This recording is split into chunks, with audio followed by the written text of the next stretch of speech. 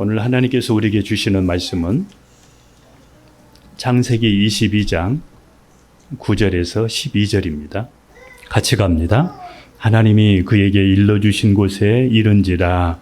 이에 아브라함이 그곳에 제단을 쌓고 나무를 벌려놓고 그의 아들 이삭을 결박하여 제단 나무 위에 놓고 손을 내밀어 칼을 잡고 그 아들을 죽이려 하니 여호와의 사자가 하늘에서부터 그를 불러 이르시되 아브라함아 아브라함아 하시는지라. 아브라함이 이르되 내가 여기 있나이다 하매 사자가 이르시되 이 아이에게 내 손을 대지 말라. 그에게 아무 일도 하지 말라. 내가 내 아들 내 독자까지도 내게 아끼지 아니하였으니 내가 이제야 내가 하나님을 경외하는 줄을 아노라. 아멘. 하나님 앞에 아무것도 놓지 말라, 이러한 제목으로 우리 지난주에 이어서 오늘 두 번째 시간 말씀을 나누려고 합니다. 하나님 앞에 아무것도 놓지 말라는 것은 하나님만 사랑하라는 것입니다. 하나님보다 더 사랑하는 것이 우리에게 없어야 된다. 아브라함을 하나님께서 시험하신 것은 100세의 아들을 얻으니까 아들이 얼마나 귀하고 얼마나 아들을 사랑하는지, 그래서 하나님께서 아브라함을 시험하신 것입니다. 그 이삭을 번제로 바치라고 하신 겁니다. 하나님께서 아브라함을 시험하시려고 아들을 번제로 바치려고 하실 때 아브라함은 번제할 나무를 이삭에게 지우고 아브라함은 불과 칼을 들고 가는데 이삭이 아버지 아브라함에게 이렇게 이야기합니다. 불과 나무는 있는데 번제할 양은 어디 있습니까? 이렇게 물었습니다. 이때 아브라함은 번제할 양은 하나님이 자기를 위하여 친히 준비하실 것이라고 말했습니다. 아브라함은 이 내용을 미리 알고 있었던 것이 아닙니다. 지금 하나밖에 없는 아들을 번제로 드려야 하는 이런 상황입니다. 막막한 상황입니다. 참 마음이 무너지는 그런 상황이면서 또 하나님의 선한 계획을 또 믿고 희망을 가지고 지금 나아가고 있는데 아브라함은 이렇게 믿음의 말을 합니다. 우리도 잘못하면 이런 생각할 수 있잖아요. 야, 나도 잘 모르겠어. 하나님이 바치라고 하니까 바치는 건데 막 부정적인 생각을 쏟아낼 수도 있잖아요.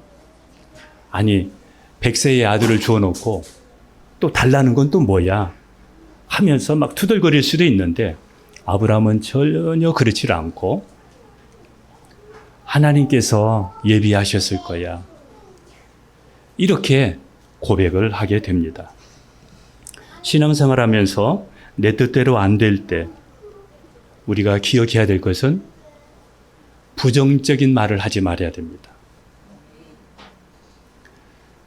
그리고 하나님 앞에 부정적인 말을 놓지 말아야 됩니다. 중요합니다. 왜냐하면 내가 말한 대로 되기 때문입니다. 여러분이 말한 대로 되기 때문에 아무리 힘들고 어려운 일이 있어도 부정적인 말 하지 말아야 됩니다.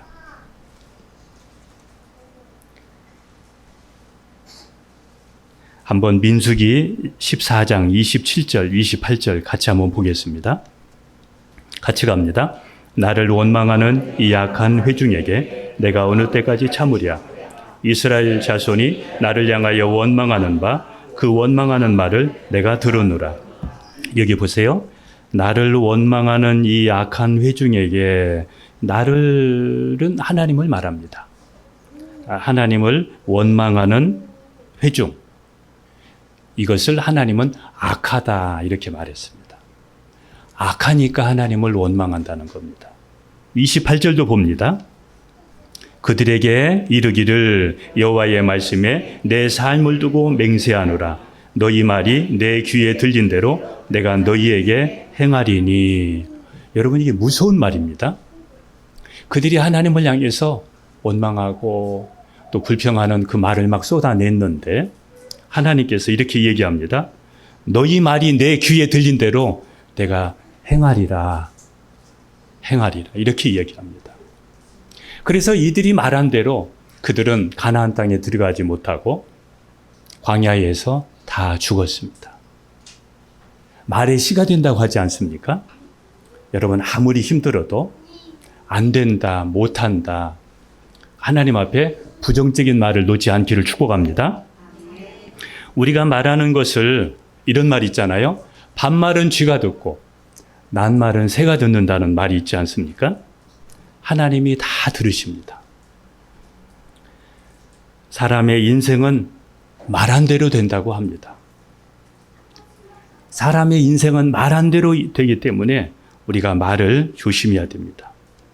하나님의 말씀에 의지해서 말을 하고 하나님을 신뢰하는 말을 할 때 하나님이 그 믿음대로 역사하시는 것입니다. 아무리 힘들어도 부정적인 말을 하지 말아야 됩니다. 원하는 것을 소리내어서 하루에 100번씩 100일 동안 선포하면 기적이 일어난다는 말이 있습니다. 자기가 소망하는 것을 하루에 100번씩 100일 동안 선포하면 이런 일이 일어난다는 겁니다. 그런데 우리가 믿음으로 말하면 여러분 역사가 일어나지 않겠습니까?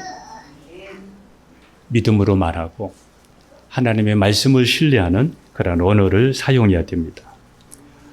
욥의 아내가 재산을 다 잃고 또 자녀 10명을 잃어버리고 또 병까지 든 욥을 향해서 이렇게 이야기합니다.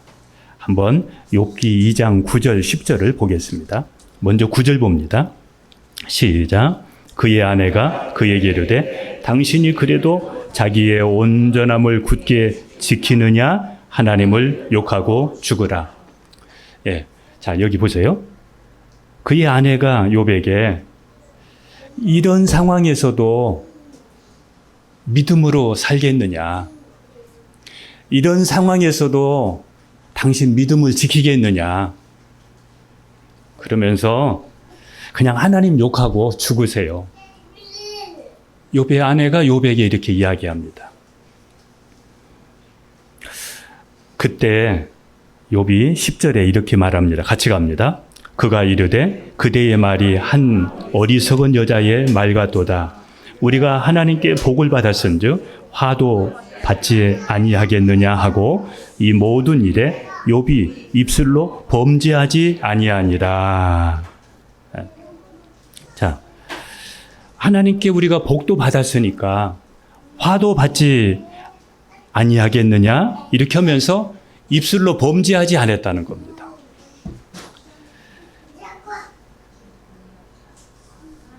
여러분, 사탄은 우리 가까이에 있는 사람을 통해서 시험할 때가 많습니다. 여러분에게도 이러한 어려움이 있을 때 특별히 가족들은 믿음으로 말하고 소망을 주는 말을 해야 됩니다. 희망을 주는 말을 해야 됩니다. 욥은 이 말을 듣고 낙심하거나 좌절하거나 자살하지 않았습니다. 거기에서 흔들리지 않았습니다. 그는 끝까지 믿음으로 나중에 그가 잃어버렸던 것들 다 찾아서 갑절에 복을 받게 되었습니다. 이문열 씨가 이런 이야기를 했습니다. 언어가 망하면 나라가 망한다. 그러면서 우리나라의 언어가 옛날 같지 않고 너무 살벌하고 너무 언어가 도를 넘었다 이런 이야기하는 것을 제가 들었습니다. 믿음이 망할 때에도 언어가 먼저 무너집니다. 내 신앙이 무너지는 것도 내 언어에서부터 시작이 됩니다. 하나님 앞에서는 안 된다는 말, 이제 다 끝났다는 말, 이런 부정적인 것을 우리는 내놓지 말아야 됩니다. 왜냐하면 사람이 할 수 없는 것을 하나님은 다 하실 수 있기 때문입니다. 그럴 때 환경을 바라보지 말고 하나님을 바라볼 수 있기를 축복합니다.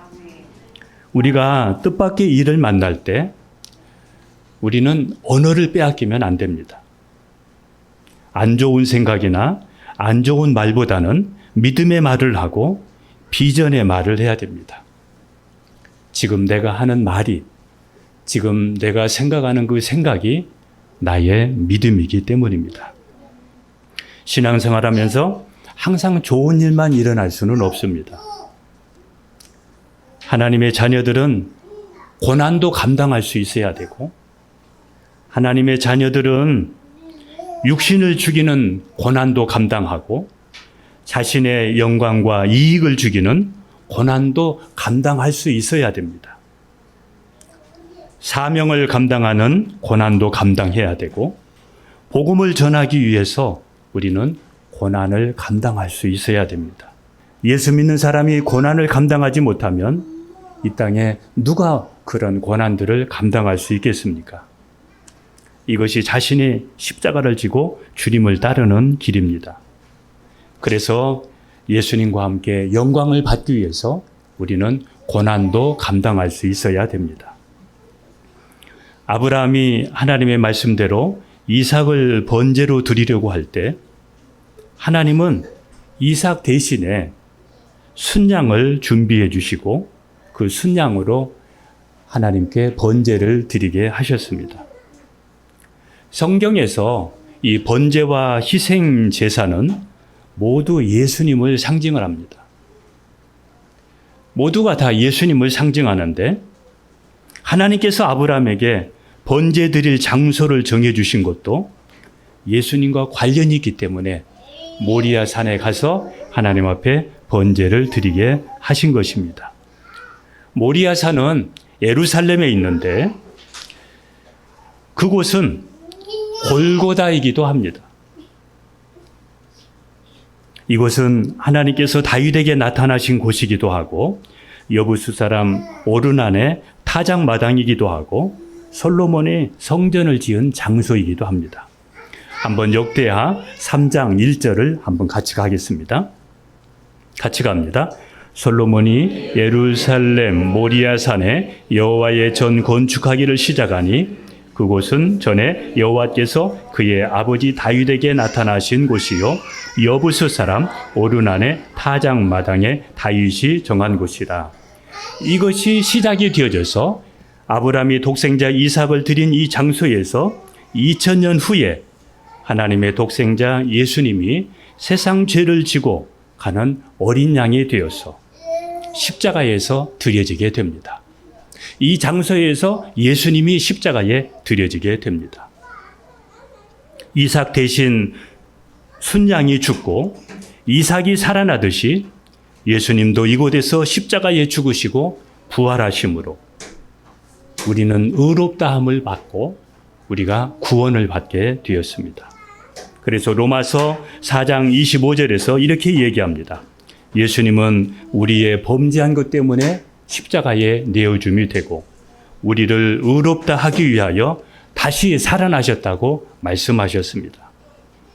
하나님 안에는 항상 역전이 있고 예수님 안에는 전화유복이 있습니다. 그래서 우리는 절망하고 실패자로 우리가 살지 않고 7번 넘어져도 다시 일어나는 우리도 부활신앙을 가지고 살아야 됩니다. 자석에 자력을 잃으면 쇳덩어리에 불과하지만 자력이 있으면 멀리 있는 것도 끌어당기듯이 하나님을 의지하고 꿈을 가지고 기도하면서 여러분의 삶에 이러한 영적인 믿음의 에너지가 있는 삶을 살기를 주님의 이름으로 축복합니다. 우리가 성경을 대할 때에도 하나님의 말씀을 들을 때에도 그냥 우리가 하나의 종교 경전으로 이렇게 보기보다는 하나님께서 지금 내게 들려주시는 말씀하시는 그 하나님의 소리를 우리가 들을 수 있어야 됩니다. 왜냐하면 하나님은 지금도 이 말씀을 통해서 내게 말씀을 주시고 내게 하나님께서 은혜를 주시기 때문입니다. 욥기서 33장 14절을 한번 보겠습니다. 같이 갑니다. 하나님은 한 번 말씀하시고 다시 말씀하시되 사람은 관심이 없도다. 하나님은 이 성경에 기록되어 있는 이 말씀을 가지고 또 예배 시간에 우리가 말씀을 들을 때 말씀하신다는 것입니다. 그래서 우리의 신앙이 죽은 신앙이 아니라 우리의 신앙이 부활 신앙이 되어야 됩니다. 태양의 에너지가 지구에 오면 식물은 이산화탄소를 통해서 탄소 동화 작용을 통해 잎사귀가 푸른 잎으로 변하게 됩니다. 이 푸른 잎사귀를 사람이 먹으면 우리 몸에 에너지가 되고 힘이 납니다. 하나님을 소유하고 예수님을 주로 믿는 사람은 항상 그 속에 에너지가 있습니다. 희망이 있습니다. 꿈이 있습니다. 예수님을 믿는 사람은 고난을 당하고 답답한 일을 당해도 여러분 그것 때문에 무너지지 않습니다. 왜냐하면 하나님이 힘을 주시고 하나님이 붙잡아 주니까 다시 일어납니다. 사방으로 우겨쌈을 당해도 쌓이지 않고 박해를 받고 거꾸로 트림을 당해도 여러분 넘어지지 않습니다. 한번 고린도후서 4장 8절 9절을 한번 보겠습니다. 같이 갑니다. 우리가 사방으로 우겨쌈을 당하여도 쌓이지 아니하며 답답한 일을 당하여도 낙심하지 아니하며 박해를 받아도 버림받지 아니하며 거꾸로 들임을 당하여도 망하지 아니하고. 여러분, 예수 믿는 사람은, 하나님을 믿는 사람은 그 어려움의 그 순간에서 여러분 부활신앙으로 그것을 돌파할 수 있어야 됩니다. 세상에 많은 사람들은 어려움이 있으면 뒤로 물러갑니다. 뒤로 자꾸 물러납니다. 그런데 우리 예수 믿는 사람은 그 어려움이 있을 때 하나님을 의지하고 기도하면서 믿음으로 돌파해 나갑니다. 그 가운데서 하나님이 살아계시고 우리와 함께 하심을 경험하고 간증하게 되는 것입니다. 중국에서 암에 걸린 한 자매가 있었습니다. 암 때문에 한국에서 온 목사님이 중국에서 집회할 때 암을 고치기 위해서 집회에 참석을 했다가 거기에서 예수님을 주로 믿게 되었습니다. 예수님을 만나게 되었습니다. 그리고 나서 그는 이렇게 고백했습니다. 나는 이제 암이 문제가 아닙니다. 나는 예수님 만났습니다. 예수님 만나서 나는 예수님이면 됩니다. 그가 이렇게 고백을 했습니다. 우리도 이렇게 고백할 수 있어야 됩니다. 처음에는 우리가 신앙생활할 때 세상의 것이 우리의 목적이 될 수 있지만 예수님을 나의 주로 믿고 난 다음에는 나는 이제 건강이 문제가 되지 않습니다. 나는 이제 경제나 환경의 문제가 되지 않습니다. 예수님이 이 모든 것보다 더 크기 때문입니다. 이렇게 예수님이면 충분하다고 여러분도 고백할 수 있기를 주님의 이름으로 축복합니다. 세상의 것이 목적이 되면 동물과 같은 삶을 살 수가 있습니다. 동물도 먹고 마시고 시집가고 장가가는 일을 합니다. 예수님 믿고 하나님을 소유한 사람은 하나님의 영광을 위해서 살아야 됩니다. 그런데 예수님을 믿고도 세상의 복에만 관심을 갖고 가는 사람은 타락한 신앙인입니다. 타락한 사람일 수 있습니다. 예수님은 무엇을 먹을까, 무엇을 입을까 염려하며 살아가는 백성들을 향해서 이렇게 말씀했습니다. 마태복음 6장 31절에서 한번 같이 가겠습니다. 33절까지입니다. 그러므로 염려하여 이르기를 무엇을 먹을까, 무엇을 마실까, 무엇을 입을까 하지 말라. 이는 다 이방인들이 구하는 것이라. 너희 하늘 아버지께서 이 모든 것이 너희에게 있어야 할 줄을 아시느니라. 여러분 32절 보세요. 이는 다 이방인들이 구하는 것이라. 이방인이 뭡니까? 세상 사람들을 말하는 겁니다. 예수 안 믿는 세상 사람들은 다 이렇게 산다는 것입니다. 그런데 자 33절 같이 갑니다. 시작. 그런즉 너희는 먼저 그의 나라와 그의 의를 구하라. 그리하면 이 모든 것을 너희에게 더하시리라. 아멘. 네. 예수님 믿고 구원받은 사람은 세상의 것을 위해서 염려하면서 또 그것만을 위해서 거기에 목매이지 않습니다. 하나님을 사랑하고 예수님을 사랑하면서 하늘 상급을 쌓으면서 살아가게 됩니다.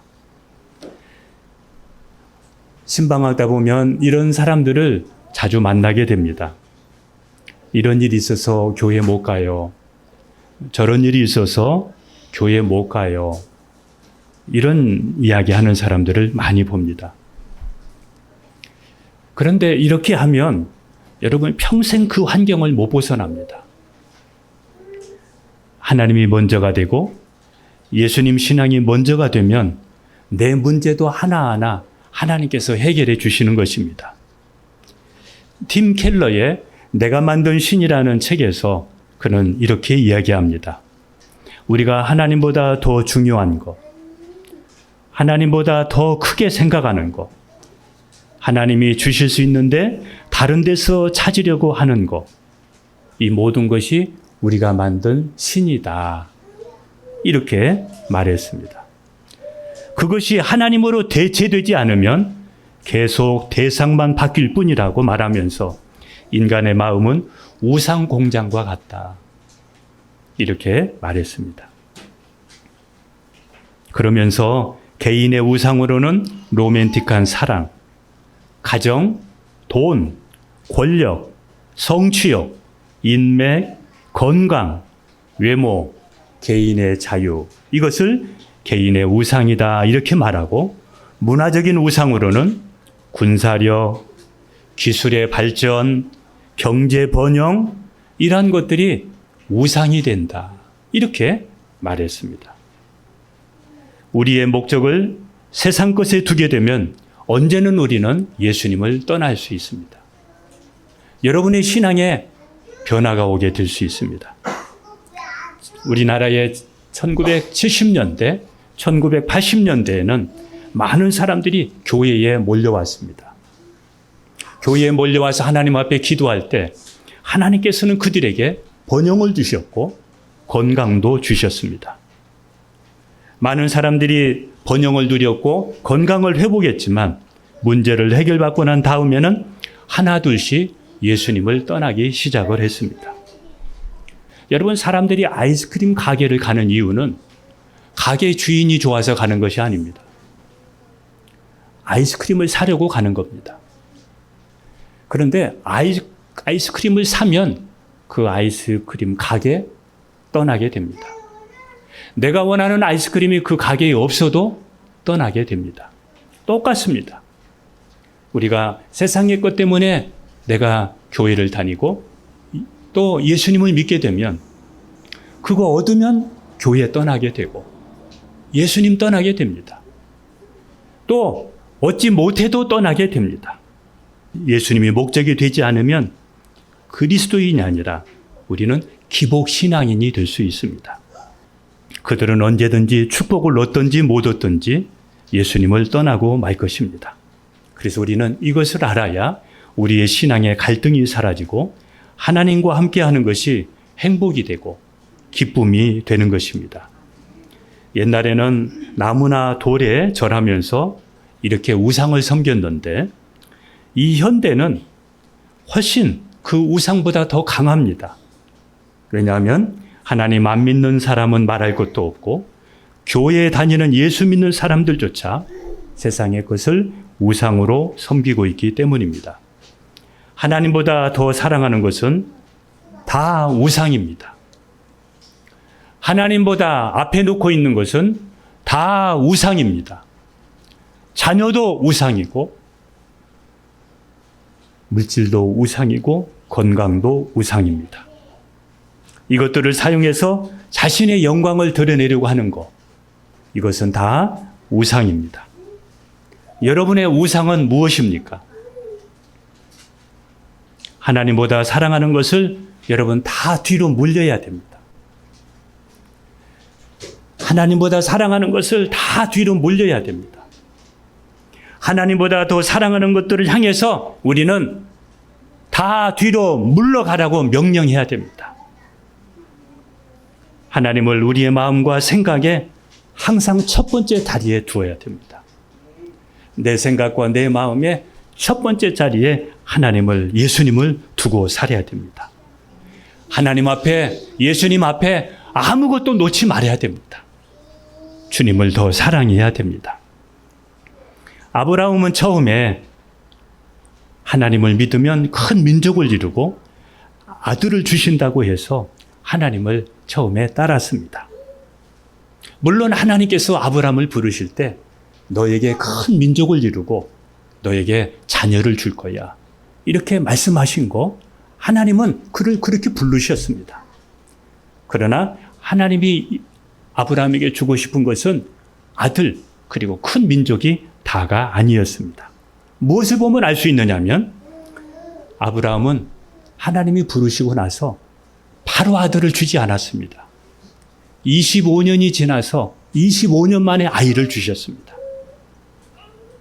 하나님이 안 주신다고 했으면 기대도 안 하는데 하나님이 주신다고 해놓고 25년 만에 주셨습니다. 25년 만에 주시고 나서 그것도 또 번제로 바치라고 하십니다. 이것을 보면서 우리는 무엇을 알 수 있습니까? 아들이 목적이 아니라는 겁니다. 하나님이 아브라함에게 주고자 하신 것은 아들이 목적이 아니었습니다. 큰 민족을 이루는 것도 목적이 아니었습니다. 25년 동안의 시간을 가지면서 아브라함을 훈련시키셨습니다.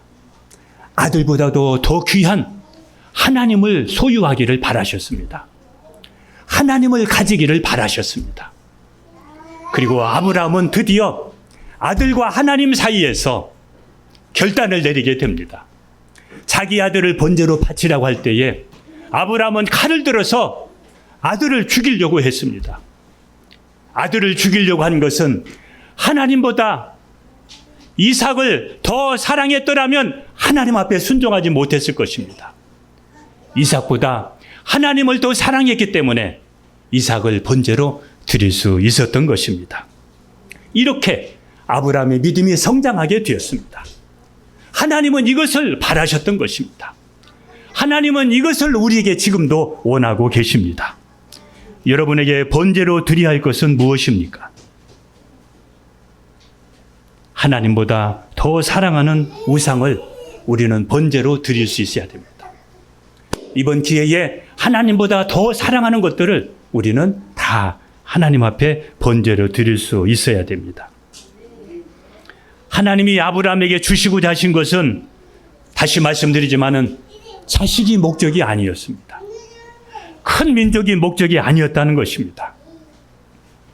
아브라함이 자식 하나 얻으면서 예를 들어서 사과 하나 얻기 위해서 아등부등하면서 옛하면서 그거 하나 먹으면 또 하나 얻고 이렇게 살기보다는 하나님은 아브라함에게 사과 나무를 갖기를 원하셨습니다. 더 큰 것을 그에게 주기를 원하셨습니다. 여러분, 오늘 이 아브라함을 보면서 우리는 이렇게 우리도 꿈을 가져야 됩니다.